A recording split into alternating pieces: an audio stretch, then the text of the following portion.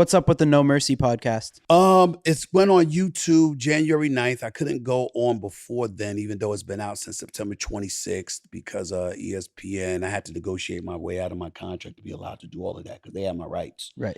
And so they had to give me the right to do that, and I had to negotiate my way to do that. But I'm told it's doing pretty damn well. So what is it? Tell well, it's me venturing beyond the world of sports, not limiting myself to the corridors of sports, because doing ESPN, you might have heard me speak about things politically, social justice issues, stuff like that from time to time.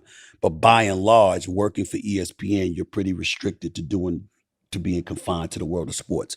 It was important to me that if I was going to do a podcast, that I had the freedom to venture beyond that. If there's political issues going on, I want to talk about it. If there's social justice issues like the recent murder of this kid, Tyree Nichols in Memphis, I want to be able to talk about that. I don't want it to be something that I have to avoid because it's not my lane, because I'm restricted by the corridors of ESPN in that regard. That was very important to me. And so I assured them that I would do what I'm supposed to do for them on their time, but on my time, this is what I want to do. Mm-hmm. And so it was something that we negotiated. They was in agreement with it. They allowed me to do that after the negotiations, of course. And so that's what my No Mercy podcast is all about. I touch on issues that are percolating, that's pertinent, pop culture and entertainment, social justice issues, politics, current affairs, news, plus sports. I'm not limited to anything. Mm-hmm. And that is the kind of platform that I wanted for myself if I was going to do a podcast. So congratulations, like a weekly thing. I do it 3 times a week now. 3 times a week. Yes. Wow. Monday, Wednesday, Friday. How do you enjoy doing it on YouTube as compared to like the more corporate ESPN stuff? I love it. But see, for me,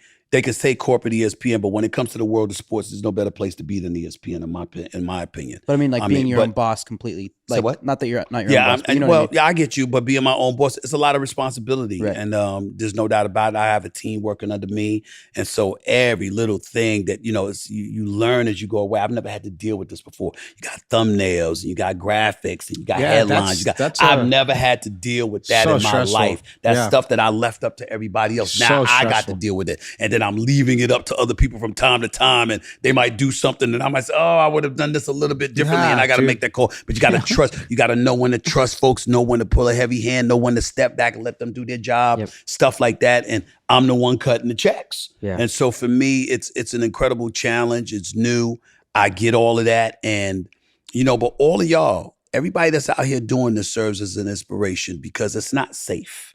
The fact is you're betting on yourself. And the reality is that when you're in corporate America and you're getting a salary every day, whether it's weekly, bi-monthly, or whatever the case may be, although you're still putting forth your effort, you're still not betting on yourself to the degree that you are when you're out on your own and you're employing people. Yeah. And that's what I'm doing now. That's new to me because I've never done that before. And it's an incredible challenge. But props to y'all to be so young, to do what you do, to run your own shop. A lot of people, you'd be surprised how a lot of old school folks like myself have been highly reluctant and hesitant over the years to do that because throughout history, you never really were taught that is the safe way to go. Uh-huh. Usually 1 in 1,000 people succeed as opposed to 1 in 50, for example, when you're talking about corporate America.